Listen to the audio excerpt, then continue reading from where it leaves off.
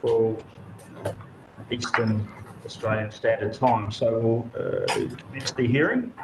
So I declare open this public hearing of the Parliamentary Standing Committee on Public Works into Services Australia fit out of new lease premises at 205 North Quay, Brisbane, Queensland. In accordance with the committee's resolution, this hearing will be broadcast on the Parliament's website, and the proof and official transcript of proceedings will be published on the Parliament's website. I also remind members of the media who may be present or listening on the web of the need to fairly and accurately report the proceedings of the committee. I remind members appearing by video conference to give their names each time they speak, and if re-entering the video conference to assist witnesses and Hansard. Before I call the witnesses, I'll introduce the members of the Public Works Committee who are joining us today. We have the Deputy Chair, Mr Tony Zappia, member for Macon in South Australia. We have Senator Ben Small, who is a Senator for Western Australia, and we did have Mr Tony Passon, the member for Barker. He has rejoined us. Thank you, Tony. Are there any other members of the committee on the line that I haven't introduced? Nothing heard. I now welcome representatives from Services Australia. For the Hansard record, would you please state your full name and the capacity in which you appear? Thank you, Chair. My name is Annette Mussolino, and I'm the Chief Operating Officer of Services Australia. Chair, my name is Mark Mowbray-Vella, and I'm the Services Australia National Manager for Property and Corporate Support Branch, responsible for the general property portfolio of the organisation, including the program delivering this project. Yeah, I'm Michael Nelson. I'm the General Manager of People Division within Services Australia.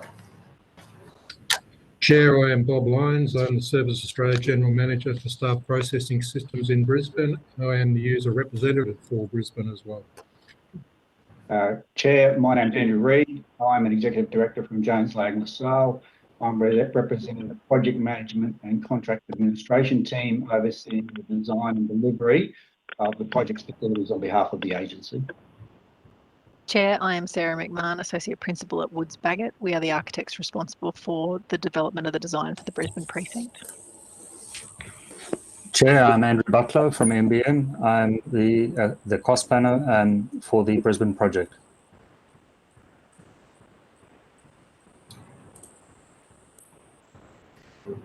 Gavin, I think you're on mute. Okay, we've got...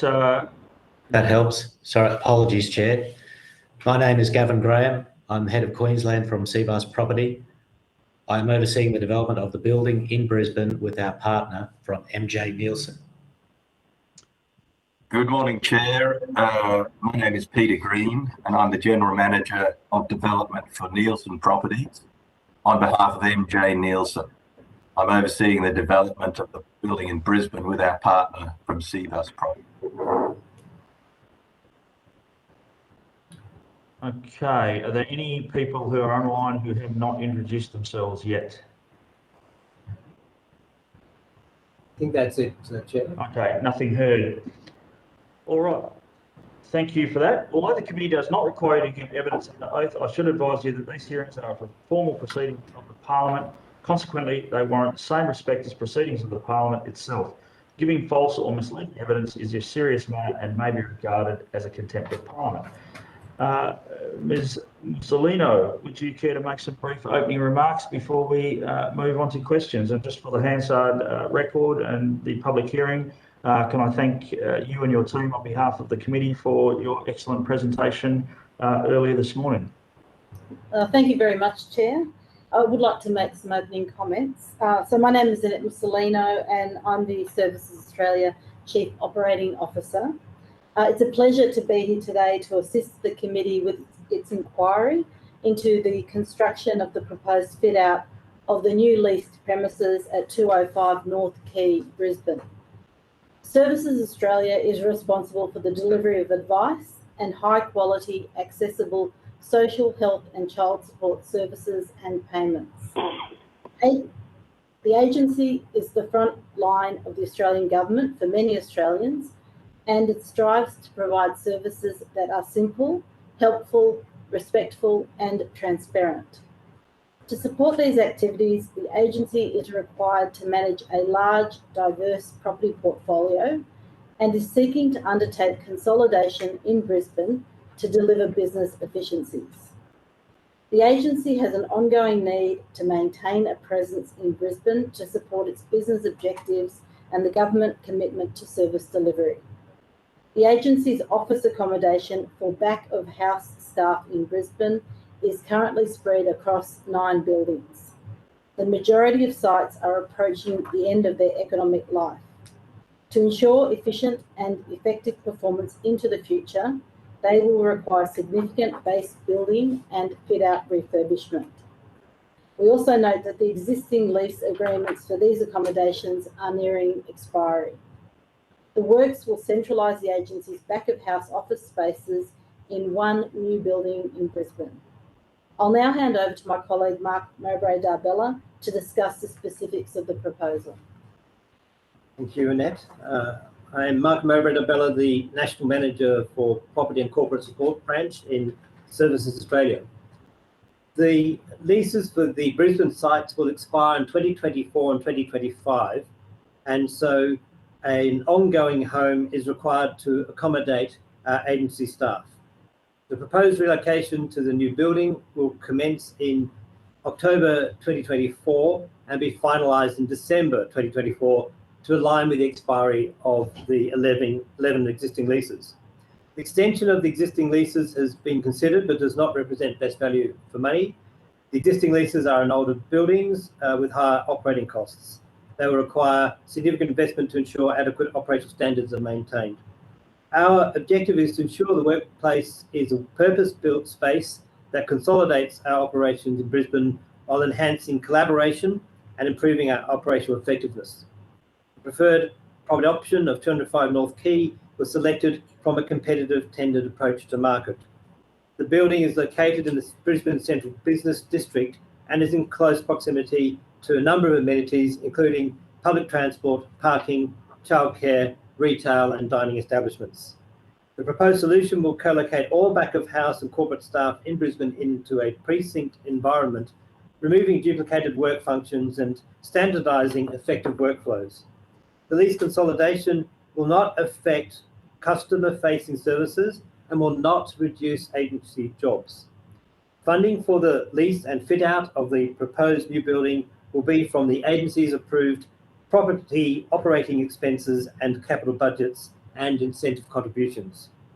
The agency will procure its loose furniture, workstations and chairs for the fit-out through its existing panel arrangements, and the agency's furniture and chair panel includes suppliers who manufacture products in Australia. During the design development phase, the agency will undertake interactive design sessions with business areas to understand and ensure the design is fit for purpose. Staff are key stakeholders and their input will significantly inform the design of the agency's fit-out. Staff will continue to be engaged, including from the commencement of the works through to relocation.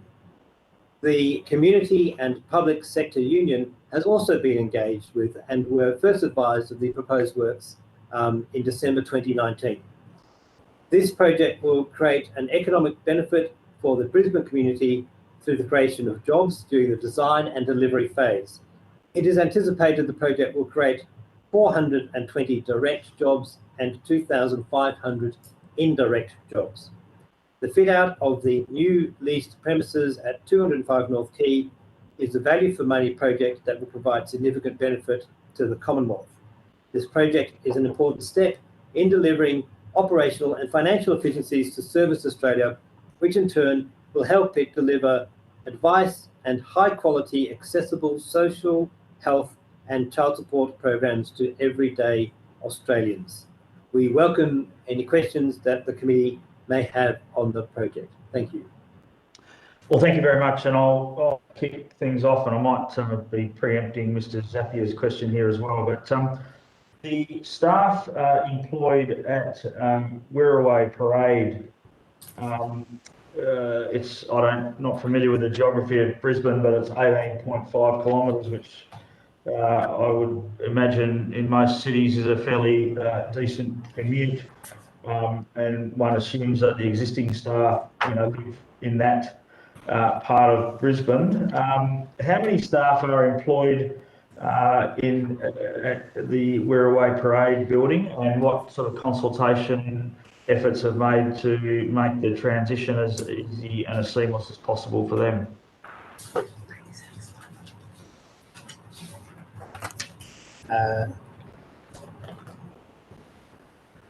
Apologies, I'm just looking for the right reference there.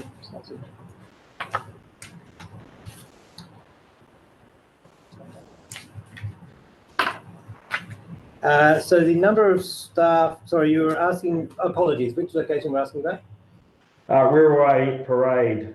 Yes. You could throw in, Yes. you could throw in Singate Road as well, which is obviously it is 97 staff are in Wirraway Parade Inala. And the specifics of the Brisbane environment are well understood by Mr. Bob Lyons. So if I might throw the question to him, if you don't mind. Thanks, Mark. Thanks, Chair. One key part of the program, establishing the program, was getting user representation from all the groups, all the future tenants. That includes Inala. Their input involvement has been key, working with the builders and designers deliberately. So the being part of the whole program has been based around open and transparent and interactive data and dialogue between it. The groups have come together on a fortnightly basis, including representatives from NALA, to put their input and feedback into the program and have specific design sessions where necessary on specific needs. There has been nothing specifically raised from Inala that suggests there is any problem. We continue to work with the Inala team as part of that representation, and we continue to work with all the teams in Brisbane who will be future tenants to make sure the transition, the information and their needs are actually met as part of the program. Okay, thank you. Mr. Zappia.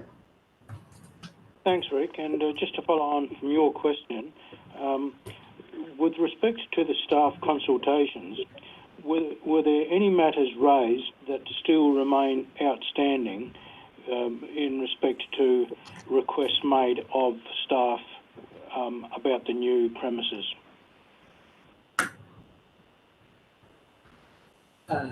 Chair, I might pass the quick answer is no, but I'll pass the question to Mr. Michael Nelson.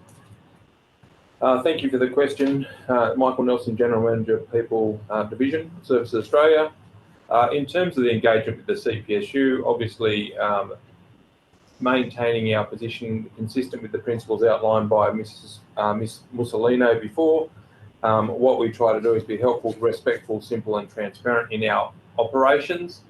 Our engagement with the CPSU on this matter so far has been limited, I suppose, to our giving them an awareness of the program of work in December 2019, and then more recently a conversation with them in January this year. There are no specific issues raised by the CPSU at that time, and I should also say that we meet at the moment weekly and sometimes twice a week with the CPSU, so there are plenty of opportunities for the CPSU to raise issues, and in addition to that, we meet with them formally on a quarterly basis throughout the year, at which time they're unable to, I suppose, create part of the agenda to have further discussions as well. In terms of the local feedback, I think that would be probably best responded to by Mr. Lyons, given his engagement with staff, and I'll hand to Mr. Lyons to answer any further questions on engagement. Bob Lyons, Services Australia Chair. The interactive staff working groups are actually meeting on fortnightly now, every 2 weeks. Feedback has been positive. The design sessions are really factored in based on understanding of the building and the future usage of the building, including new work practices, etc. The remote locations, non-CBD locations, are included in that. And to date, all issues, any issues being raised has been addressed in the design, in the current design or future design. And there hasn't been any overall negative results, negative issues raised that are outstanding. Okay, thank you. Any further questions, Tony? Yeah, just two more very quickly. So I assume from that response that no staff have indicated that because of the relocation, it will be more difficult for them to get to work, and therefore that they will tender their resignation?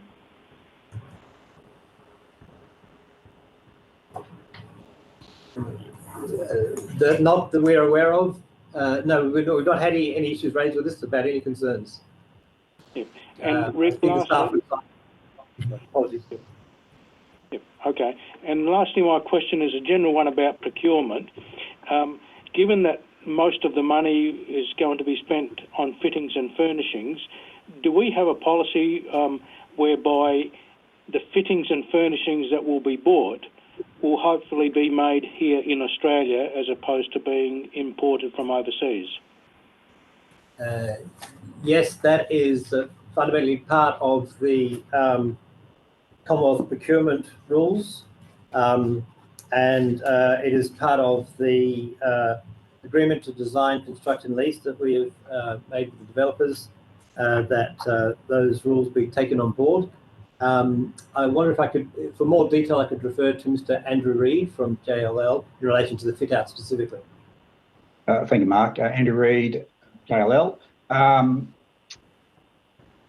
Zapier, as Mark referenced, the ADSL, the agreement to design, construct and lease between the agency and the developer does cover off local engagement and particularly Indigenous engagement. Most of the fit-out items, so loose furniture, workstations, etc., will be procured through the agency's existing panels with existing suppliers who are Australian-based companies. The majority of their manufacture is in Australia, in Melbourne and Brisbane, they're manufacturing facilities, and the vast majority of the product they use and assemble is Australian product.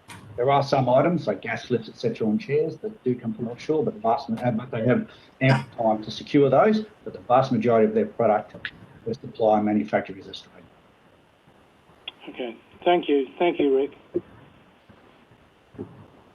Thank you very much. Senator Small, do you have any questions? No, that's covered mine. Thanks very much, Chair. Mr. Passon? It's covered mine as well.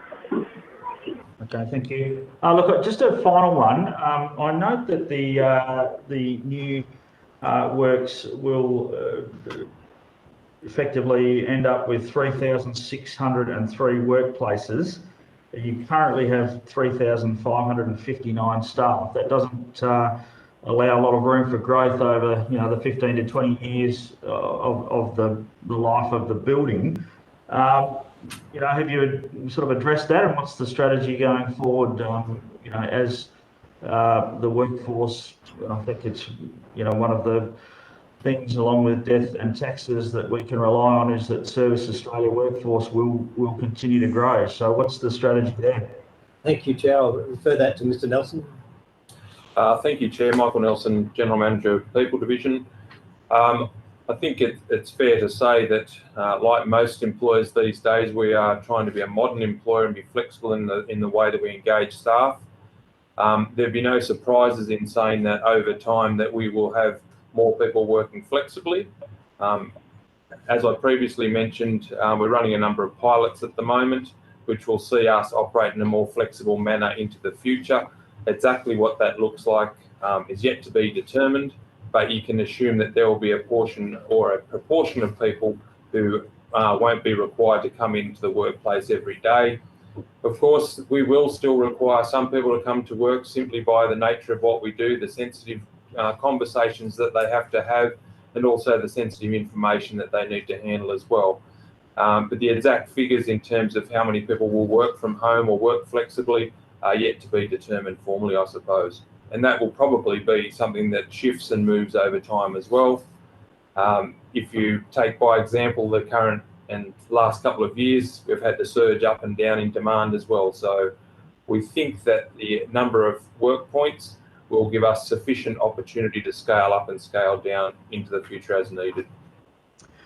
Look, that's a fair enough answer, and but I guess I go back to my original comment that my frustration is that we've got Commonwealth departments. Essentially, I know the health department is slightly different, but it is back of house work similar to what your people are doing, and they are running pilots. They are implementing, a large scale, project in Canberra, which is addressing all of the things that you've just mentioned.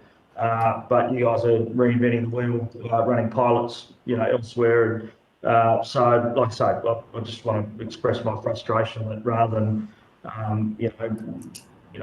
collaborating, I guess, or working together as departments, you're all doing your own thing. But anyway, that is what it is. Are there any other questions from committee members before we close this particular hearing into the Services Australia Brisbane building? Not from me, Rick. I'm fine. Okay. All right. Well, if that being the case, I will now declare this section of the meeting closed. Thank you for your attendance here today. For those people who appeared in this section, you will be sent a copy of the transcript. So any corrections to the transcription? Do the witnesses have anything to add before we close? No, thank you, Chair. Okay, well, we will reconvene at 10:30 Western, that'll be 9:30 Western Australian time, 12:30 Eastern time. So thank you all for attending, and I now declare this public hearing closed. Thank you. And can I say to hearing of the Parliamentary Standing Committee on Public Works into Services Australia, fit out of new leased premises at 120 Bathurst Street, Hobart, Tasmania. In accordance with the committee's resolution, this hearing will be broadcast on the Parliament's website, and the proof and official transcript of proceedings will be published on the Parliament's website. I also remind members of the meeting who may be present or listening on the web of the need to fairly and accurately report the proceedings of the committee.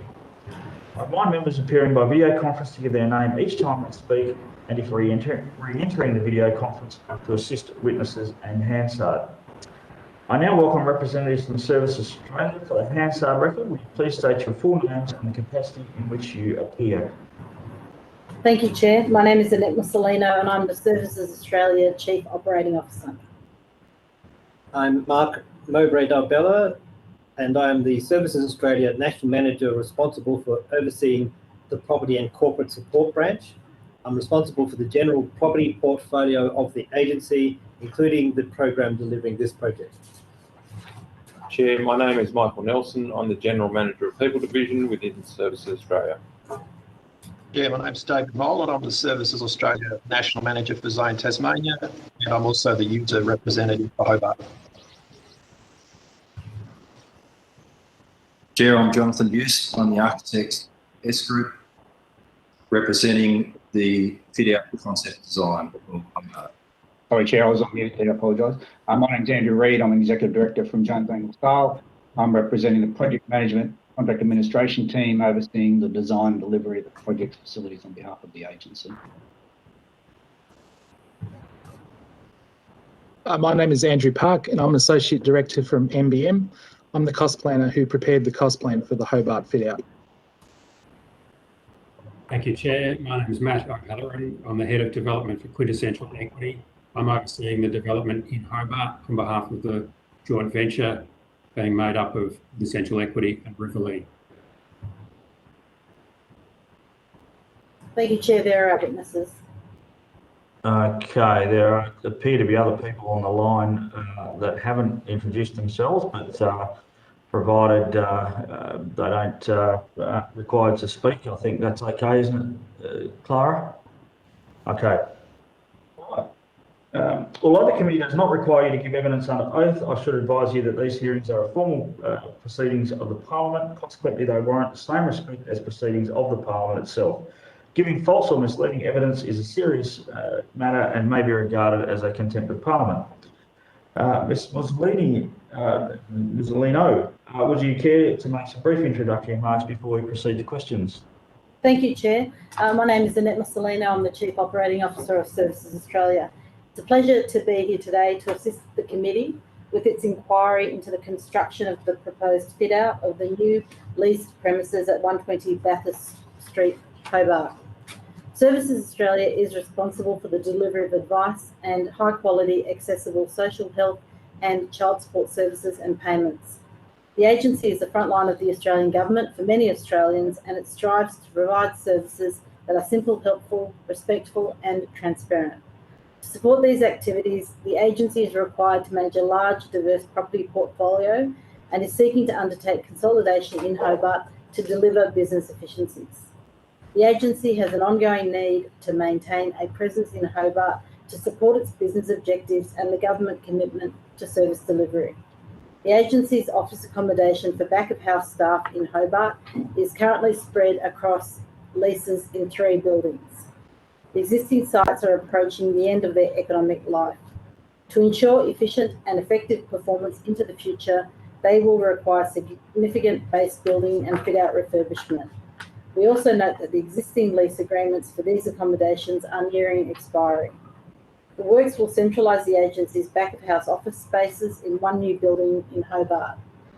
I'll now hand over to my colleague, Mr. Mowbray Darbella, to discuss the specifics of the proposal. Thank you, Annette. Good morning, Chair. I am Mark Mowbray Darbella, the National Manager for Property and Corporate Support Branch in Services Australia.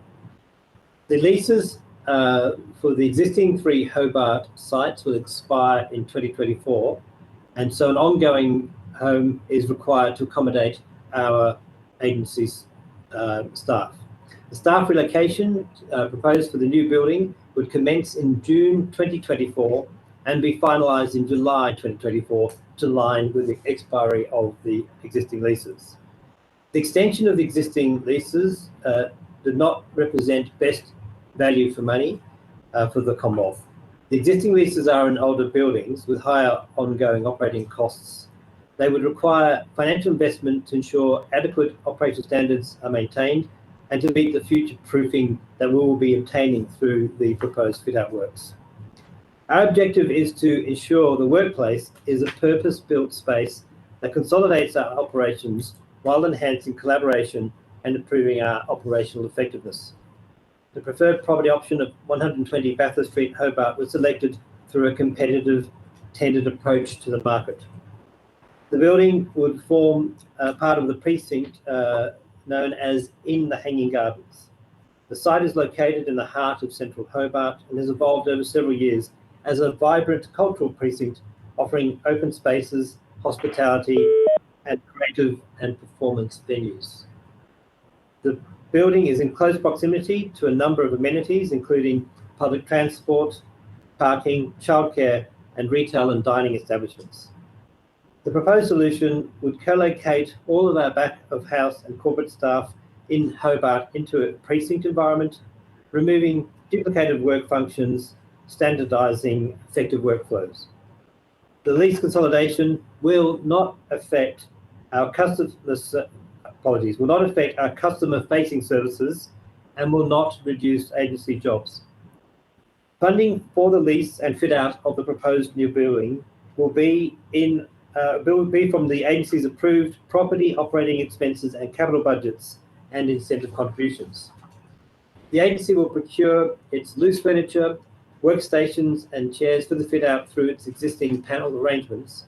The agency's furniture and chair panel includes suppliers who manufacture products in Australia. During the design development phase, the agency will undertake interactive design sessions with the business areas of our staff to ensure we understand their needs and to ensure the design is fit for purpose. Our staff are our key stakeholders and their input will significantly inform the design of the agency's fit-out. Staff will continue to be engaged, including from the commencement of the works through to relocation. The Community and Public Sector Union has also been engaged with and were first advised of these works in December 2019. This project will create an economic benefit for the Hobart community through the creation of jobs during the design and delivery phase. Recent economic modelling indicates the project will create around 340 direct and indirect jobs. The proposed fit-out of the new leased premises at 120 Bathurst Street is a value for money project that would provide significant benefit to the Commonwealth. This project is an important step in delivering operational and financial efficiencies to Service Australia which in turn would help it to deliver advice and high quality, accessible social, health and child support programs to everyday Australians. We welcome any questions that the committee may have on the project. Thank you. Well, thank you very much. I'll kick the questions off.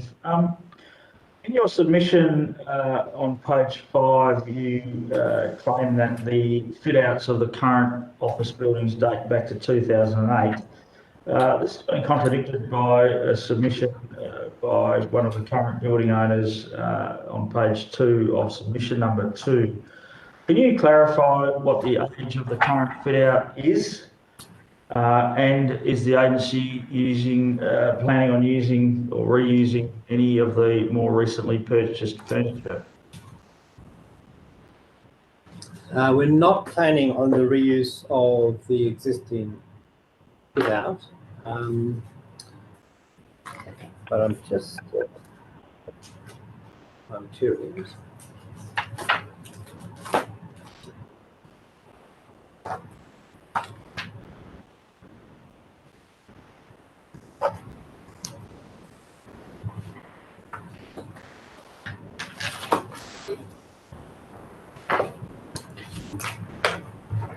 So, I don't have an immediate response.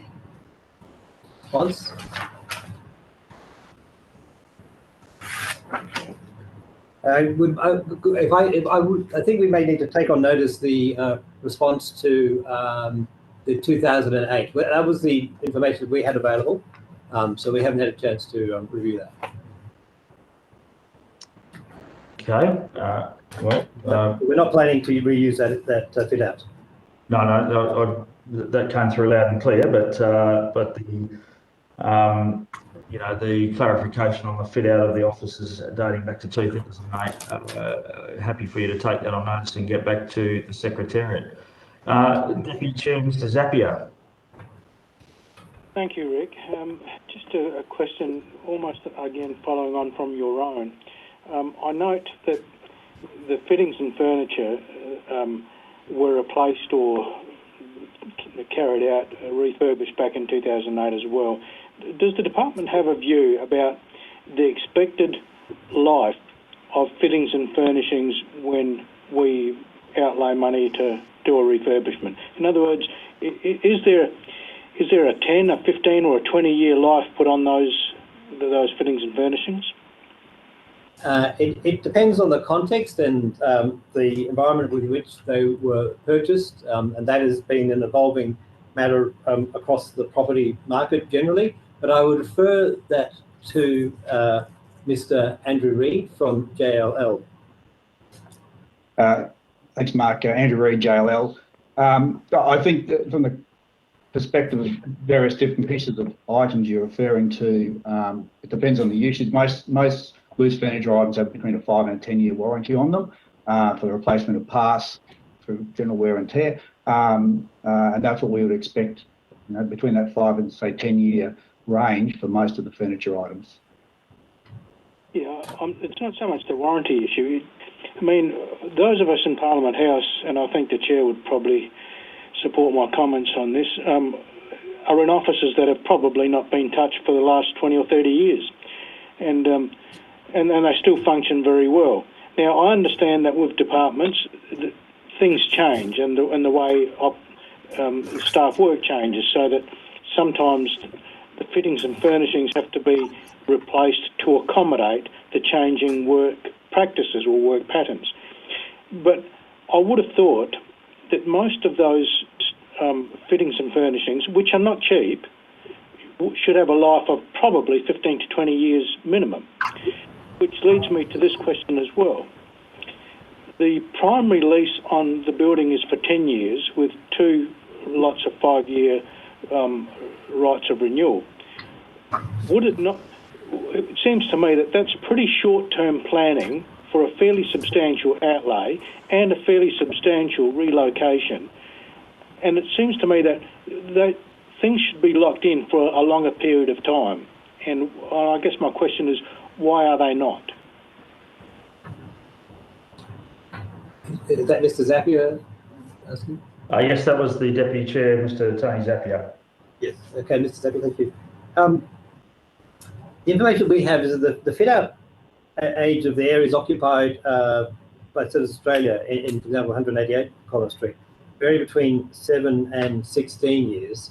It is not an unusual matter in lease arrangements for fit-outs to be refreshed at certainly in that range, 7 to 10 years. The requirements of workplaces, and particularly the significance of use of technology and allowing for interconnectivity, do have ongoing requirements on agencies to keep their fit-outs up to date. If I might mention, I believe in Parliament House there is an in-house functionality that actually deals with ongoing maintenance of a lot of the furniture and fittings in Parliament House, even as members and senators move from time to time. So I'm not sure it's necessarily a direct comparable situation to look at the heritage environment of Australian Parliament House to the typical office environment of staff in Services Australia. I worked there in the 90s, just have a sense of that background. Don't mind withdrawing with that. We also really are looking for a fit out here that is far more flexible than has been available in the marketplace even until relatively recent years. And we're looking at the age of this furniture and how it will fit out, how it's functioning in 2024. So our existing fit outs will be, we'll go go the course of until 2024, another 2 years. But we're really looking to update the future proofing of that fit out.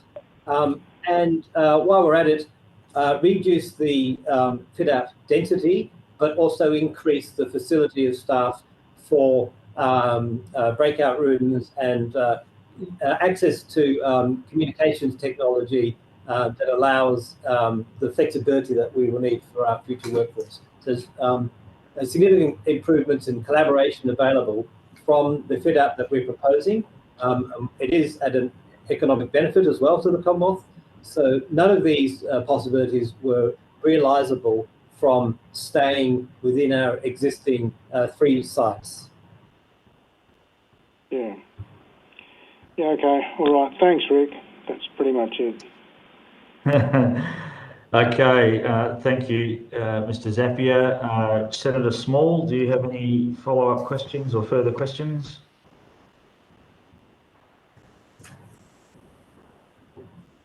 Senator Small, nothing heard. You may still be on mute.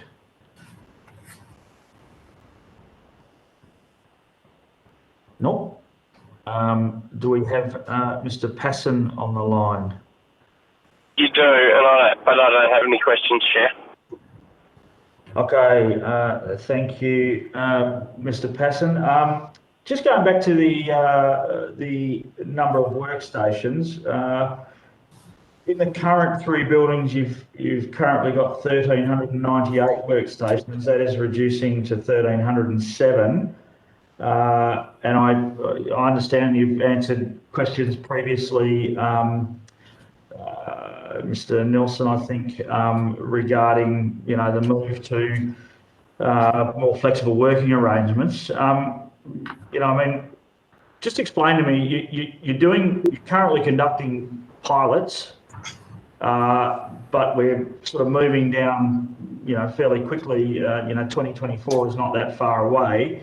The result of your pilots and the work that you're doing on the more flexible workplaces, separately the Department of Health, as I've already mentioned, will you be in a position to, I know you've got conceptual designs at the moment, will you be in a position to implement the results of your pilots and your current work that you're doing in these final fit-outs? Mr. Wilson, thank you very much for your question. Michael Nelson, General Manager of People's Division. I think it's fair to say that we will get to a point where we have undertaken our pilots and we'll have the results from those, we'll evaluate them, and then we'll implement what the recommendations are from those pilots. But I imagine there'll be an ongoing need to conduct pilots and evolve into the future. We didn't see what's come out of us over the last couple of years and where we've ended up and what the expectations of staff are coming out of that. And I don't think we have any real certainty going forward either at this point, other than we sort of understand what people's expectations are in terms of their employers. We get that.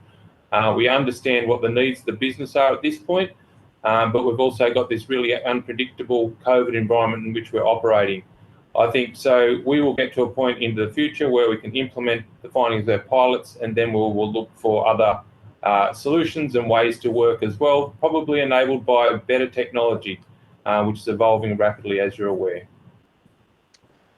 Okay, well, thank you, and I'm sorry to harp on this, but we're being asked to approve $120 million of capital expenditure, which will be in place for the next 15 to 20 years. Would be disappointing if if your pilots then turn up and show that there's actually a better way of doing things. So we'd like to think that you'll have some information from those pilots to inform your final decisions regarding the fit outs of these two projects.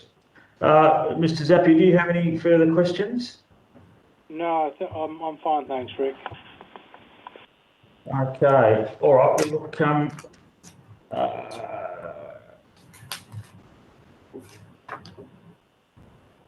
sorry, I'm just trying to find my place in my many reams of paperwork here. Look, if there's no further questions, I'm happy to give our witnesses the opportunity to make any final closing comments. Chair Annette Mussolino, Chief Operating Officer. I just wanted to thank the committee for its consideration of the proposed works. This is a really important step for us in delivering operational and financial efficiencies to Services Australia, and that'll help us deliver advice and services to every Australian. So thank you. Well, thank you very much. And as I said previously, on behalf of the committee, thank you for the very comprehensive presentation that you've given us this morning, and for being very frank in answering questions. And there is one question on notice, so I'd invite you to forward that information to the Secretariat. And just to remind you that you will be sent a copy of the transcript to make any corrections to the transcription. So thank you all very much. Thank you. Thank you. Now, Clara, do we have our next? Chair, the next witnesses are just dialing in now. Okay, thank you.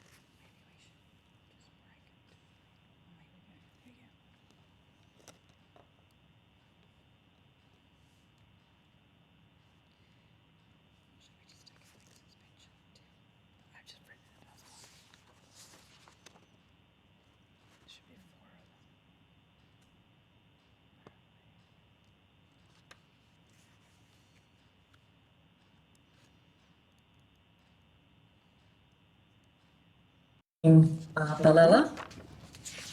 And I have with me Justin Hedrell, the Director of the ownership entity of 188 Collins Street.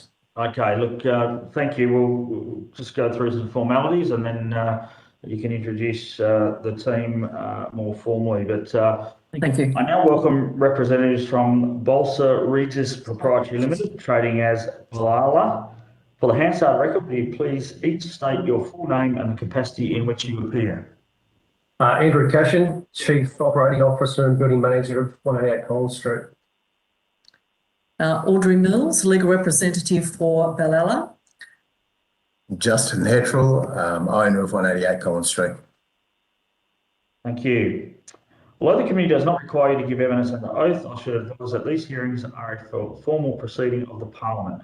Consequently, they warrant the same respect as proceedings of the Parliament itself. Giving of false or misleading evidence is a serious matter and may be regarded as a contempt of Parliament. Mrs. Mills, would you please care to make some brief introductory remarks before we proceed to questions? Yes, thank you. Bellella welcomes the opportunity to present and answer questions by your committee. And of course, you have the written submission together with the information document regarding 188 Collins Street. That is one of the buildings which provides tenancy space for Services Australia in Hobart. And I'll just provide a very summary overview of what Bellella would say are the main issues for the committee, and then we'll be happy to answer any queries. Dealing with the current premises, the building at 188 Collins Street was purchased from the Commonwealth Government in June 2000, and the major tenants of the building are the Commonwealth Government. It occupies about over 46% of the complex in total net lettable area. There have been some changes to the tenancy space by Services Australia over that period, but most recently they decided to relinquish 1,060 metres from July 2021 at the commencement of the final 3-year lease option period. This space was leased back at the request of Services Australia for 1 further year to the 1st of July 2022, namely this year. And from that date, the leased office space will reduce to 10,695 square metres. But those figures were not clear from Services Australia's submission, and we believe there may be some incorrect calculations which we thought it best to correct for you. It is also important to note that there are no further lease options available, and the final lease expiry date for 188 Collins Street is the 30th of June 2024. So there's a very short window for any new build. Bellella was very concerned about the description of the building in the submission provided by Services Australia. It is currently a grade office space, and over the years it has had regular refurbishments. I note that there was some reference that the last refurbishment Services Australia referred to occurred in 2008. In fact, the last refurbishment occurred in 2017. It involved 3,000 square metres of office space. That included carpet, painting, office equipment, desks, workstations. So it was a full refurbishment, and as I say, only occurred in 2017. There have been a number of refurbishments which have occurred since 2008. The technology in the building is at the highest standard with NBN. It will equal what is proposed to be put into the new build. Bellella will also strongly dispute that the building or the fit-outs are at the end of their economic life. they would say that it's just certainly not the case. And with the proposed expansion that the ballot put forward to accommodate the totality of Services Australia's agencies in Hobart, there will not need to be a new build, and the standard of accommodation will be equal to the new build. The information document provides further information to you regarding the current state of the fit out for Services Australia.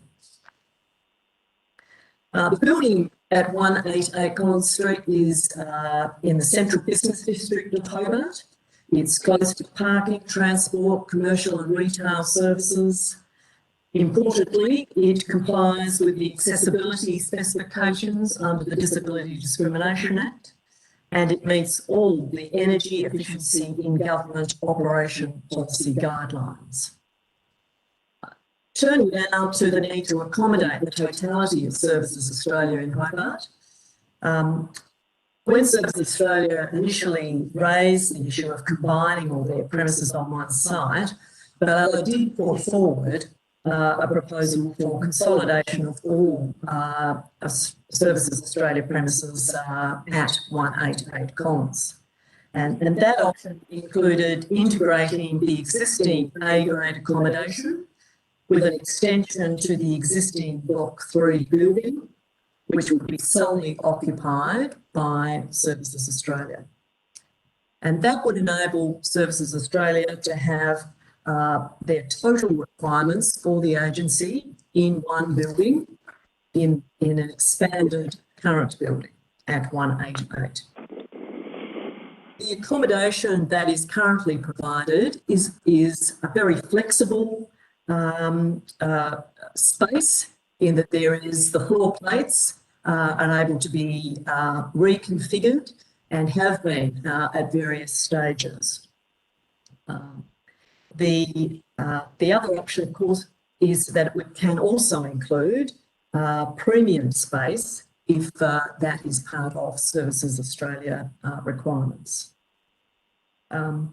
So the other significant issue is that this proposal could be put into place and actioned relatively quickly, as Bella already has a current DA approval for this expansion. That was approved by the local Hobart City Council and is current until October 2022, with a further 2-year extension available.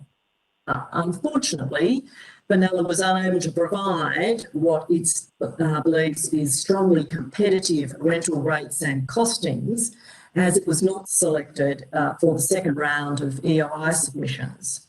But if the committee would like to see costings and those competitive rental rates that are proposed, then we can provide them to the committee on a commercially in confidence basis.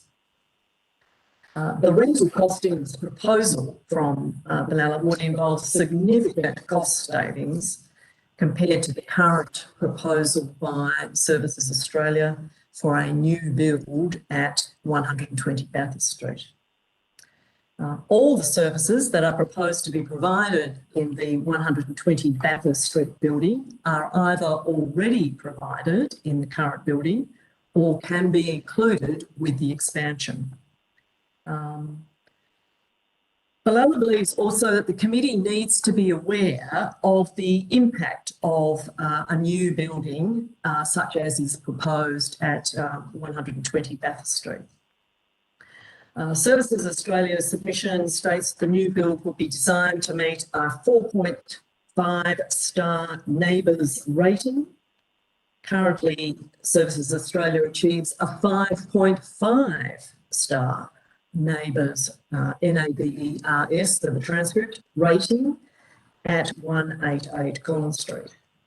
The occupational density target of 14 square metres outlined in the Commonwealth Property Management Framework is already met and exceeded at 188 Collins.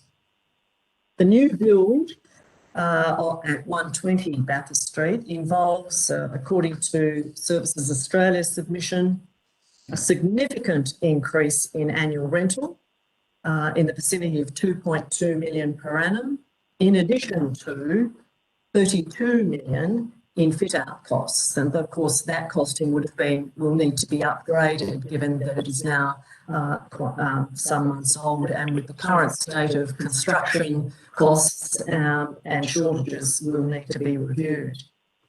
Bellalla believes that a more sustainable solution to a new build, which again also involves the production of significant carbon emissions, is to refurbish wherever possible. That's the best way to achieve net zero carbon targets. Bellalla has a proven history of supporting Services Australia through various space expansions and contractions over the past 2 decades, and it's willing to ensure that the expansion meets all of Services Australia's needs going forward. Consultation regarding this new building has been fairly limited, and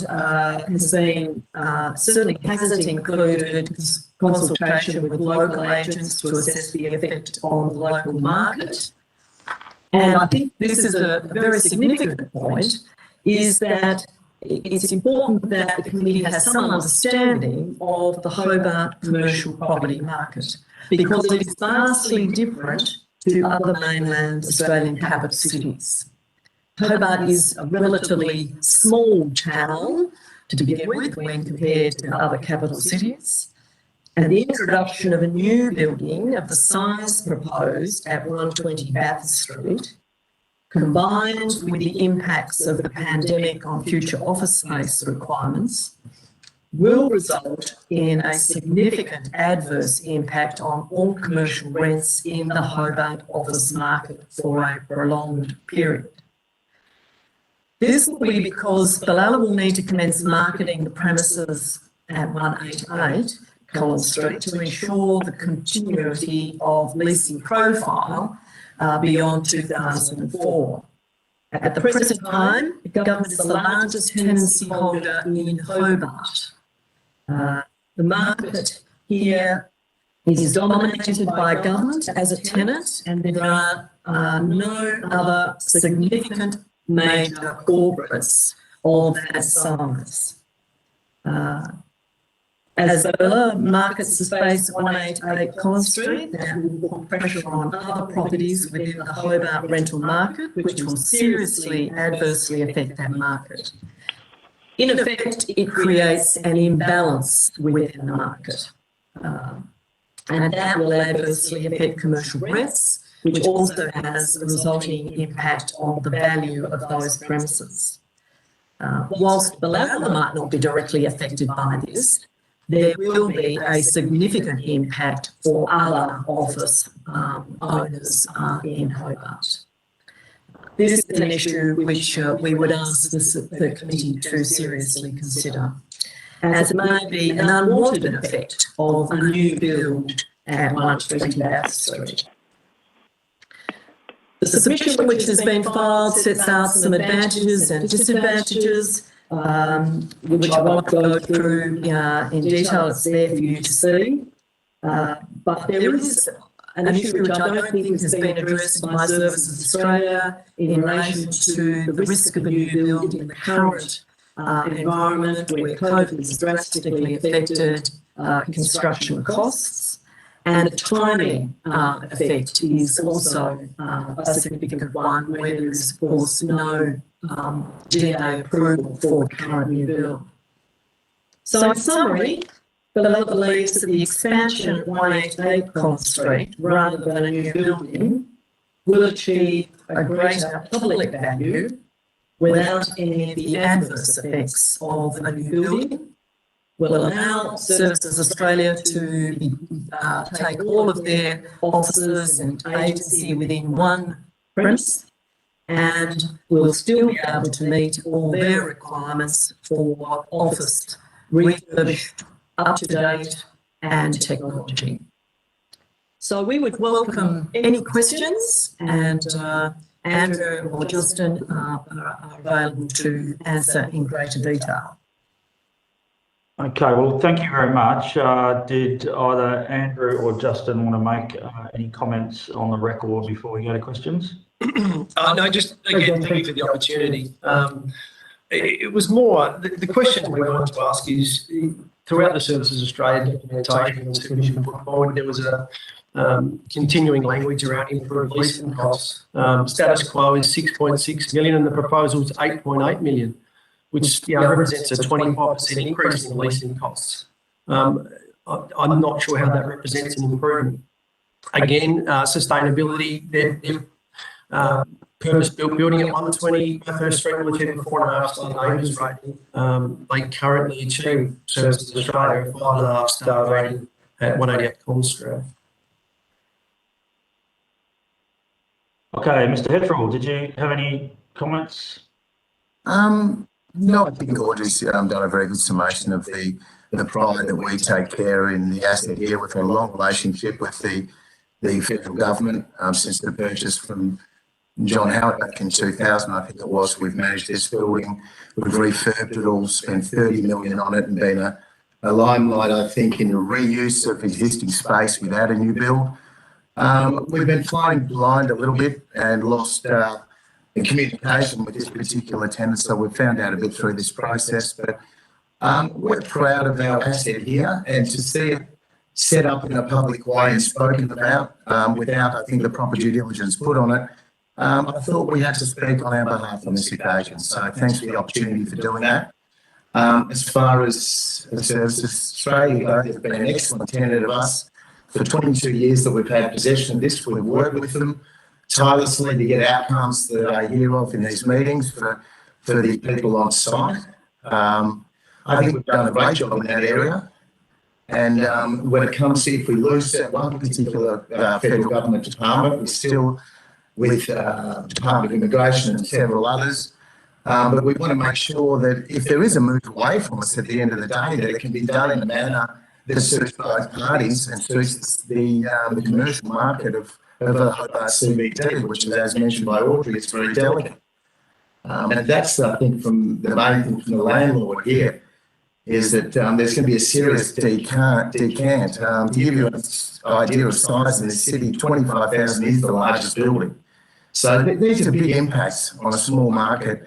And I think that the due diligence on the market and the future of Hobart CBD and its commercial sector is important. It's taken into account in this hearing. Okay. Look, thank you. And look, I understand, I guess, your disappointment and frustration at the decision. There is this committee, I guess, we have our remit is not necessarily some of the peripheral issues like the impact on, the local market in Hobart, but where we are very interested and will take up the offer of and certainly will be kept in confidence, the alternative offer that you are prepared to put on the table, because value for money is certainly an important consideration of the committee.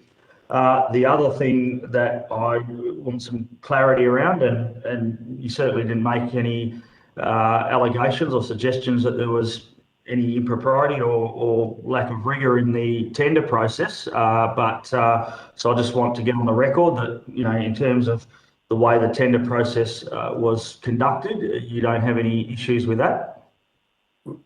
Perhaps just the limited feedback. Thanks, Mr. Chair.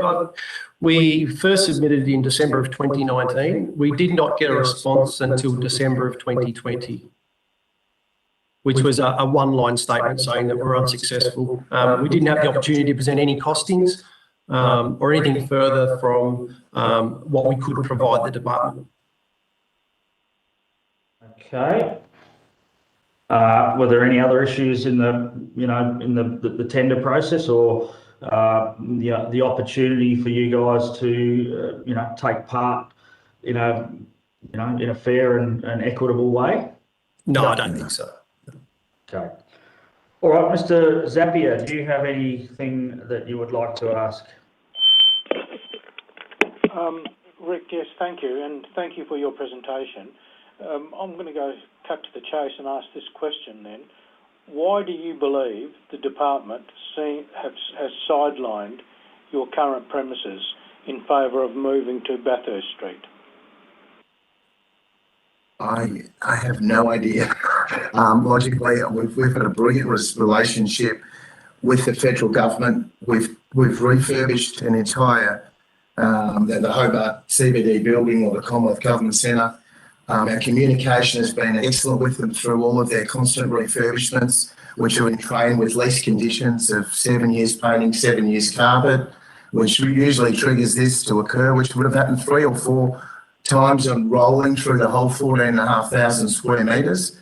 There has been a complete breakdown in communication. We're unsure of, we understand what a new build is.